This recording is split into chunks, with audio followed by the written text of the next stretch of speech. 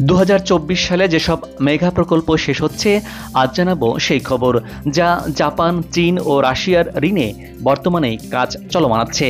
আর এসব প্রকল্প থেকে সুফল মিলবে এই বছরই। রাজধানী ঢাকা থেকে পার্বত্য জেলা, যমুনার বুক থেকে রংপুর, পাবনার ঈশ্বরদী থেকে কক্সবাজারের মাতারবাড়ি কিংবা পটুয়াখালী থেকে যশোর, গত দেড় দশকে দেশের বিভিন্ন অঞ্চলে সরাসরি সংযোগ স্থাপনের অসংখ্য প্রকল্প বাস্তবায়িত ছিল। গাছের চারা রোপণের পর ফল পেতে যেমন সময় লাগে, তেমনি 2022 সালের জুনে স্বপ্নের পদ্মা সেতুর সড়ক অংশ চালুর মধ্য দিয়ে শুরু হয় সরাসরি এসব প্রকল্প থেকে সুবিধা পাওয়ার সুযোগ। বদলে যাওয়া বাংলাদেশের সূচনা তখন থেকেই। এর ধারাবাহিকতায় একে একে খুলতে থাকে মেট্রো রেল, কর্ণফুলী টানেল, চালু হয় ঢাকা কক্সবাজার এবং ঢাকা ভাঙা রেল সংযোগ প্রকল্প। এসব প্রতিটি প্রকল্প কম বেশি সুফল বয়ে এনেছে মানুষের কাছে। আজকের প্রতিবেদনে তুলে ধরব এমন কয়েকটি মেগা প্রকল্পের তথ্য যেগুলো 2024 সালের মধ্যেই শেষ হবে। বন্দর থেকে বিদ্যুৎ, আকাশ থেকে সড়ক, রেলপথ থেকে রেল ব্রিজ, এসব প্রতিটি প্রকল্প হয়ে উঠবে দেশের অর্থনীতির গেম চেঞ্জার। চোখ রাখুন এই প্রতিবেদনে। ঢাকা যশোর রেল সংযোগ কোনোরকম সিগন্যাল ছাড়াই, কখনো সড়কের সমান্তরাল, আবার কখনো উড়াল পথে ঢাকা থেকে যশোর ট্রেন ভ্রমণ এখন আর স্বপ্ন নয়। পদ্মা সেতু এমন এক স্বপ্ন দুয়ার খুলে দিয়েছে যে সম্ভাবনার সবটুকু আলো সেখানে উপস্থিত। গত বছরের অক্টোবরে পদ্মা সেতু দিয়ে ঢাকা থেকে ফরিদপুরের ভাঙা পর্যন্ত ট্রেন চলাচল উদ্বোধন করা হয়। রেলের সেই নতুন করিডোরে এবার ঢাকা থেকে সরাসরি যশোর এবং যশোর হয়ে কলকাতায় গন্তব্য খুঁজে নিতে প্রস্তুত। আপনারা জানেন, মূলত পদ্মা সেতু দিয়ে ঢাকা থেকে যশোর পর্যন্ত 172 কিলোমিটার রেলপথ চালুই ছিল এই প্রকল্পের মূল লক্ষ্য। 2016 সালে শুরু হয় ঢাকা যশোর রেল সংযোগ প্রকল্পের। 2024 সালের 30 জুনের মধ্যে পুরো প্রকল্পের কাজ শেষ হবার কথাও রয়েছে। প্রকল্পের বিভিন্ন এলাকা ঘুরে দেখা যায়, এখন পর্যন্ত 172 কিলোমিটার দীর্ঘ এই রেলপথে 43.22 কিলোমিটার লুপ ও সাইডিং লাইন, 60টি বড় ব্রিজ, 273টি ছোট ব্রিজ, কালভার্ট ও আন্ডারপাস প্রস্তুত। পুরো পথে প্রস্তুত 172 কিলোমিটার রেলপথ বসানোর কাজও। এই পুরো পথে থাকবে সব মিলিয়ে 20টি উন্নত দেশের মতো রেল স্টেশন, যেখানে থাকবে আধুনিক সব সুবিধা। এসব স্টেশনের 14টি একেবারেই নতুন, তবে পুরনো 6টি স্টেশন ভেঙে বা সংস্কার করে আধুনিক স্থাপনা হিসাবে গড়ে তোলা হচ্ছে। সরকারের পরিকল্পনা মন্ত্রণালয়ের IMED বিভাগের তথ্য বলছে, জুনের মধ্যে পুরোপুরি কাজ শেষ হচ্ছে না এই প্রকল্পের। যদিও মূল পদ্মা সেতুর রেল অংশের শতভাগ কাজ শেষ, তবে সার্বিকভাবে এখন পর্যন্ত এই প্রকল্পের 92% কাজ শেষ হয়েছে। তবে প্রকল্পের বড় ও চ্যালেঞ্জিং কাজগুলো এরই মধ্যে শেষ। কর্তৃপক্ষের আশা ছিল জুনের মধ্যে ঢাকা যশোর রেল চলাচল শুরু করা, তবে সরেজমিনে দেখা যায় সংকেত ব্যবস্থা ও সিগন্যালিংয়ের কাজ পুরোপুরি শেষ হয়নি। এছাড়া 20টি স্টেশনের মধ্যে 8 থেকে 10টি স্টেশন এখনও পুরোপুরি প্রস্তুত না, ফলে এসব স্টেশনে ট্রেন থামানো বা যাত্রী ওঠানামার জন্য উপযোগী না। একই সাথে নতুন এই রেল রুটে অত্যাধুনিক যে রেল ব্যবস্থাপনা গড়ে উঠছে, সেটি বাস্তবায়নের জন্য পর্যাপ্ত লোকবল নেই রেলের। লোক নিয়োগ ও প্রশিক্ষণেও সময় লাগবে। এজন্য রেল কর্তৃপক্ষ আরও অন্তত 3 মাস সময় চায়। এটি পাওয়া গেলে চলতি বছরের অক্টোবরের মধ্যে পুরো 172 কিলোমিটার সব রেল অবকাঠামো প্রস্তুত করে শতভাগ বাণিজ্যিক যাত্রা নিশ্চিত করতে পারবে রেল কর্তৃপক্ষ। দর্শক, জানিয়ে রাখি, 39,246 কোটি টাকা খরচে নির্মাণ করা হচ্ছে ঢাকা যশোর রেল সংযোগ প্রকল্প। এর মধ্যে চীনের ঋণ 21,036 কোটি 69 লাখ টাকা। আসার কথা হচ্ছে প্রায় নির্ধারিত সময়ের মধ্যে শেষ হতে যাওয়া এই প্রকল্পে বাড়তি কোনো অর্থ লাগছে না, বরং এই প্রকল্প থেকে 234 কোটি টাকা খরচ কমছে। হযরত শাহজালাল আন্তর্জাতিক বিমানবন্দরের থার্ড টার্মিনাল। বদলে যাওয়া বাংলাদেশের আকাশপথেও বাড়ছে সক্ষমতা, হচ্ছে আরও নিরাপদ। দেশের মুখ উজ্জ্বল করতে প্রস্তুত হচ্ছে হযরত শাহজালাল আন্তর্জাতিক বিমানবন্দরের তৃতীয় টার্মিনাল। বাইরে এবং ভেতরে সমান সুন্দর হয়ে উঠছে এই টার্মিনাল ভবনটি। এমনিতেই ক্রমবর্ধমান অর্থনীতির দেশ বাংলাদেশ। দেশের অর্থনীতির আকার যেমন বাড়ছে, তেমনি আকাশপথে ভ্রমণের চাহিদাও বাড়ছে। সময় মানি এখন অর্থ, আর অর্থ ও সময় দুটোই দামি। আকাশপথে ভ্রমণ করলে প্রচুর সময় সাশ্রয় হয়, ভ্রমণ হয় আরামদায়কও। তাই আন্তর্জাতিক রুটের পাশাপাশি দেশের অভ্যন্তরীণ রুটেও বাড়ছে যাত্রীর চাপ। এইসব চাপ সামাল দিয়ে প্রতিযোগিতামূলক বিশ্বে নিজেদের অস্তিত্বকে শক্ত করতে থার্ড টার্মিনালের মতো একটি অবকাঠামোর বিকল্প নেই। এই টার্মিনালটি হচ্ছে 3 তলা বিশিষ্ট। মোট আয়তন 2,56,000 বর্গফুট। ভেতরের প্রতিটি ফ্লোর আকার এবং আয়তনে বিপুল। যাত্রীরা ঢাকা এলিভেটেড এক্সপ্রেসওয়ে ব্যবহার করে টার্মিনালে আসতে পারবে উড়াল পথে।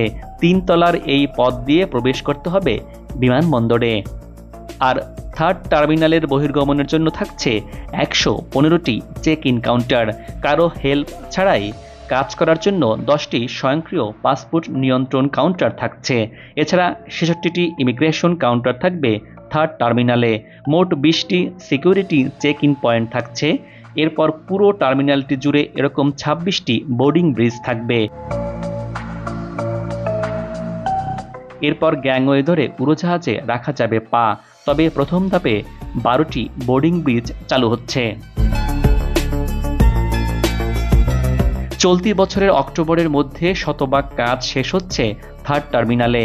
কাজ শেষের পরপরই সীমিত পরিসরে বাণিজ্যিকভাবে এই টার্মিনাল ব্যবহার করার সম্ভাবনা রয়েছে। এই টার্মিনাল চালু হওয়া মাত্রই বছরে নতুন করে আরও 1,20,00,000 যাত্রীকে সেবা দেওয়ার সক্ষমতা তৈরি হবে হযরত শাহজালাল আন্তর্জাতিক বিমানবন্দরের। নতুন পুরনো মিলে বছরে 2 কোটি যাত্রী পাবে সেবা। বিপুল এই যাত্রীরা অপেক্ষা করছে দেশের প্রধান বিমানবন্দরটি থেকে বিশ্বমানের সেবা। মূলত জাপানের হাত ধরে তৈরি এই টার্মিনালের পরিচালনা থাকবে জাপানের হাতেই। 21,000 কোটি টাকা ব্যয়ে তৈরি হচ্ছে এই টার্মিনাল, যার মধ্যে 16,000 কোটি টাকা ঋণ দিচ্ছে জাপান। যমুনা রেল সেতু বা বঙ্গবন্ধু শেখ মুজিব রেলওয়ে ব্রিজ।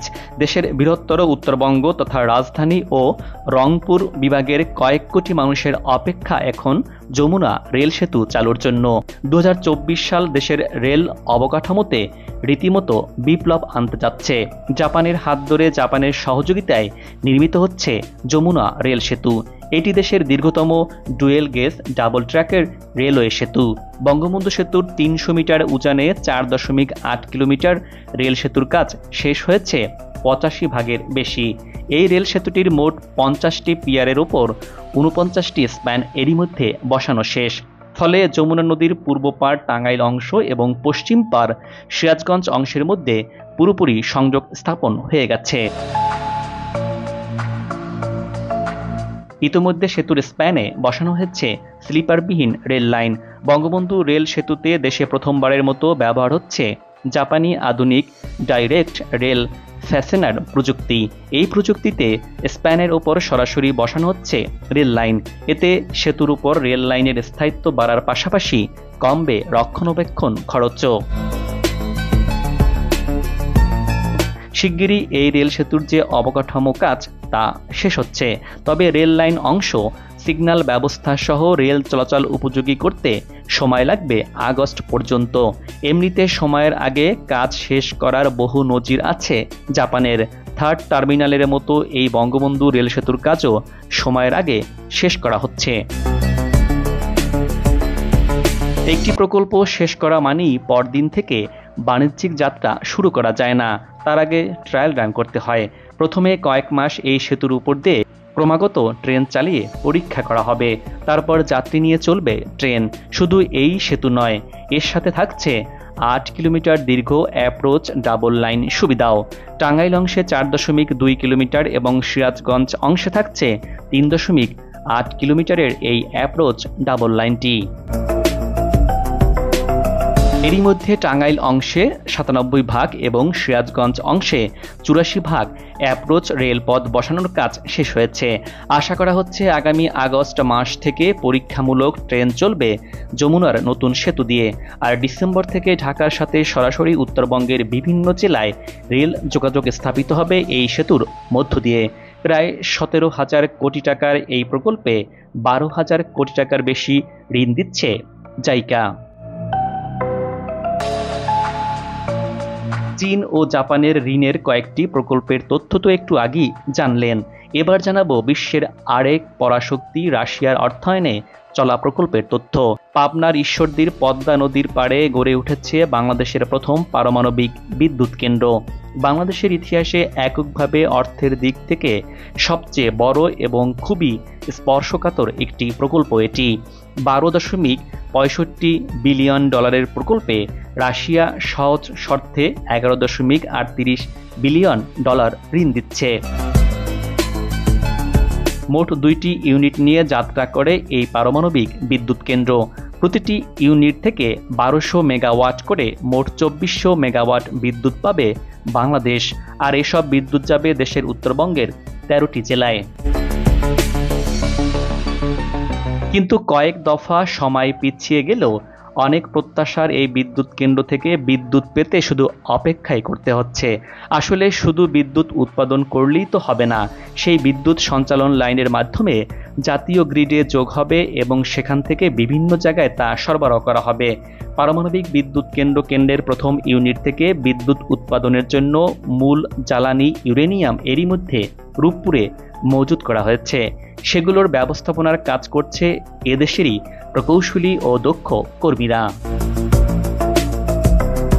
এখন প্রধান সমস্যা দেখা দিয়েছে সঞ্চালন লাইন প্রস্তুত না হওয়ায়। যে সঞ্চালন লাইনের কাজ হচ্ছে ভারতীয় অর্থায়নে, একই সমস্যা দেখা যায় পায়রা তাপবিদ্যুৎ কেন্দ্রের ক্ষেত্রেও। তখনও ভারতীয় ঋণে বিদ্যুৎ সঞ্চালন লাইন প্রস্তুত না হওয়ায় মাসের পর মাস উৎপাদিত বিদ্যুৎ জাতীয় গ্রিডে যোগ করা যায়নি। ফলে রাষ্ট্রের বিপুল অর্থ খরচ অপচয় হয় এবং পায়রায় উৎপাদিত বিদ্যুতের সুফল অনেক দিন পায়নি দেশের মানুষ। রূপপুরও কি একই পথে হাঁটছে? এই প্রশ্নের উত্তর জানা নেই। প্রকল্পের পূর্ব নির্ধারিত শিডিউল অনুযায়ী ২০২২ সালের ২৩ ডিসেম্বর প্রথম ইউনিটের এবং ২০২৩ সালের ২৭ ডিসেম্বর দ্বিতীয় ইউনিটের উৎপাদন শুরু হওয়ার কথা ছিল। সে অনুযায়ী ২০২৪ সালের ১৩ অক্টোবর প্রথম ইউনিট এবং ২০২৫ সালের ১৭ অক্টোবর দ্বিতীয় ইউনিটের চূড়ান্ত হস্তান্তরের মধ্য দিয়ে প্রকল্পের কাজ শেষ হওয়ার কথা ছিল। তবে শিডিউল অনুযায়ী কাজ এগুতে না পারায় এখন চলতি বছরের ডিসেম্বরে প্রথম ইউনিটের উৎপাদন শুরু করার ব্যাপারে আশাবাদী প্রকল্প কর্মকর্তারা। প্রথম ইউনিটের বিদ্যুৎ উৎপাদন শুরু করার জন্য ৬০ কিলোমিটার রূপপুর বাঘাবাড়ি line, ১০২ kilometre Rooppur Bogura line, ১৪৪ kilometre Rooppur Gopalganj line প্রয়োজন হবে। এর মধ্যে রূপপুর গোপালগঞ্জ লাইন চালু করতে হলে ২ কিলোমিটার পদ্মা নদী পারাপারের লাইন নির্মাণ করতে হবে। আর দ্বিতীয় ইউনিট চালু করতে হলে ১৪৭ কিলোমিটার রূপপুর ঢাকা বিদ্যুৎ লাইন চালু করতে হবে, যার মধ্যে বৃহত্তম ১৪ কিলোমিটার যমুনা নদী পারাপারের কাজ রয়েছে। Bangladesh power grid company PGCB বিদ্যুৎ সঞ্চালন লাইনের কাজ করছে। পিজিসিবি জানিয়েছে ইতিমধ্যে স্থলভাগের কাজ ৯০% শেষ হয়েছে। আগামী অক্টোবরের মধ্যে পদ্মা নদীর অংশের ২ কিলোমিটারের কাজও শেষ হয়ে যাবে। রূপপুর প্রকল্প পরিবেশ বান্ধব বিদ্যুৎ প্রকল্প। এটি বাংলাদেশের উন্নয়ন এবং জলবায়ুর উন্নয়নে গেম চেঞ্জারের ভূমিকা রাখবে। এটি চালু হলে দেশের উত্তরাঞ্চলে যে ঘন ঘন লোডশেডিং হয় সেটি অনেকটাই কেটে যাবে। দেশের দক্ষিণাঞ্চলের বরিশাল বিভাগের এক জেলা পটুয়াখালী। পটুয়াখালী যেন সাগরকন্যা। সেখানেই আছে কুয়াকাটার বিস্তীর্ণ সৈকত। বহুদূর বহুপথ ঘুরে অগণিত ঢেউ এখানে মিতালি গড়ে। পটুয়াখালী ছিমছাম একটি জেলা। এর রূপ দেখে কখনো কখনো উন্নত বিশ্বের কোনো শহর মনে করে বসেন অনেকেই। দিন কিংবা রাত ফুটফুটে এক শহর পটুয়াখালী। সমুদ্র সৈকত, জাদুর নদী আর দেশের তৃতীয় গভীর সমুদ্র বন্দর মিলে পটুয়াখালী হয়ে উঠেছে দেশের অর্থনীতির দারুণ আকর্ষণীয় কেন্দ্র। তাই তো এই জেলায় হবে বিমানবন্দর, অচিরেই রেল আসবে এই জেলায়ও। আমাদের এবারের গন্তব্য দেশের প্রথম পরিবেশ বান্ধব এবং তৃতীয় গভীরতম সমুদ্র বন্দর হতে চলা পায়রায়। পটুয়াখালীর কলাপাড়ায় আন্দারমানিক নদীর উপকণ্ঠে রাবনাবাদ চ্যানেল বরাবর নির্মিত হচ্ছে এই সমুদ্র বন্দরটি। দেশের অর্থনীতির অমিত সম্ভাবনা হতে যাচ্ছে এ বন্দর। চট্টগ্রাম এবং মোংলা বন্দরের চেয়ে আধুনিক এবং প্রযুক্তি সমৃদ্ধ বন্দরটির প্রথম টার্মিনাল চলতি বছরের মধ্যে চালু করতে চলছে সব প্রস্তুতি। বন্দরটি চালু হলে দেশের অর্থনীতিতে উন্মোচিত হবে নতুন দিগন্ত। এই বন্দরটি ঘিরে সমগ্র দক্ষিণাঞ্চলে গড়ে উঠবে শিল্প এবং কল কারখানা। বন্দর ঘিরে শুধু দেশি নয়, বিদেশি বিনিয়োগও রয়েছে অপার সম্ভাবনা। সরকারের পক্ষ থেকে নেপাল এবং ভারতসহ বাইরের কয়েকটি দেশকে এ বন্দর ব্যবহারের প্রস্তাব দেওয়া হয়েছে। এরই মধ্যে এ অঞ্চলে শুরু হয়েছে বিনিয়োগ। এ বন্দর দিয়ে গাড়ি, খাদ্যপণ্য, সার ও সিমেন্ট সহ বিভিন্ন পণ্য আমদানি রপ্তানি করা যাবে খুব সহজেই। এরই মধ্যে বন্দরের প্রথম জেটি তৈরির কাজ প্রায় শেষের পথে। প্রথম টার্মিনাল, ওয়্যারহাউস, পল্টন তৈরিও শেষ হয়েছে। ক্যাপিটাল ড্রেজিং করে 10 মিটার গভীরতা চ্যানেল সৃষ্টি করা হয়েছে। এতে বন্দরে 40,000 মেট্রিক টন কার্গো বহনকারী জাহাজ ভিড়তে পারবে খুব সহজেই। বর্তমানে container terminal, bulk terminal, multipurpose terminal, passenger terminal, water treatment plant, বিদ্যুৎ প্লান্ট, মডার্ন সিটি, বিমানবন্দর ও অর্থনৈতিক অঞ্চল সহ 19টি কম্পোনেন্টের কাজ চলমান রয়েছে। আশা করা যাচ্ছে এই বছরের মধ্যে পায়রাকে বিশ্বমানের একটি আধুনিক বন্দর এবং 2035 সাল নাগাদ একে একে বৃহৎ আর্থিক শক্তি হিসেবে গড়ে তোলা সম্ভব হবে। বন্দর কর্তৃপক্ষ জানিয়েছে, অর্থনৈতিক অঞ্চল সহ অন্যান্য অবকাঠামো গড়ে তোলার পর্যাপ্ত খোলা জায়গা রয়েছে। ফলে container, bulk, cargo, LNG, petroleum এবং যাত্রী টার্মিনাল নির্মাণ, তৈরি পোশাক শিল্পের কল কারখানা, কয়লাভিত্তিক বিদ্যুৎ কেন্দ্র, মৎস্য প্রক্রিয়াকরণ অঞ্চল, সার কারখানা, তেল শোধনাগার, ওষুধ, সিমেন্ট ও জাহাজ নির্মাণ শিল্প সহ বিবিধ কর্মক্ষেত্র গড়ে তোলা সম্ভব হবে। সরকারের 8টি ফাস্ট ট্র্যাক বা অগ্রাধিকারমূলক প্রকল্পের একটি পায়রা গভীর সমুদ্র বন্দর। এটি বাস্তবায়নে খরচ হচ্ছে 4,374 কোটি টাকা। এরই মধ্যে 93% কাজ শেষ হয়েছে দেশের তৃতীয় গভীর সমুদ্র বন্দরটি। দর্শক, আজ এ পর্যন্তই। আগামীতে আবারও দেখা হবে নতুন কোনো জায়গা, তথ্য, ইতিহাস আর উন্নয়ন চিত্র নিয়ে। আপনার পছন্দের কোনো ভিডিও চিত্র দেখতে চাইলে কমেন্টস বক্সে লিখে জানান। ভিডিওটি ভালো লাগলে চ্যানেলটি সাবস্ক্রাইব করে লাইক দিয়ে শেয়ার করুন। ভালো থাকুন, নিরাপদে থাকুন এবং সাথেই থাকুন।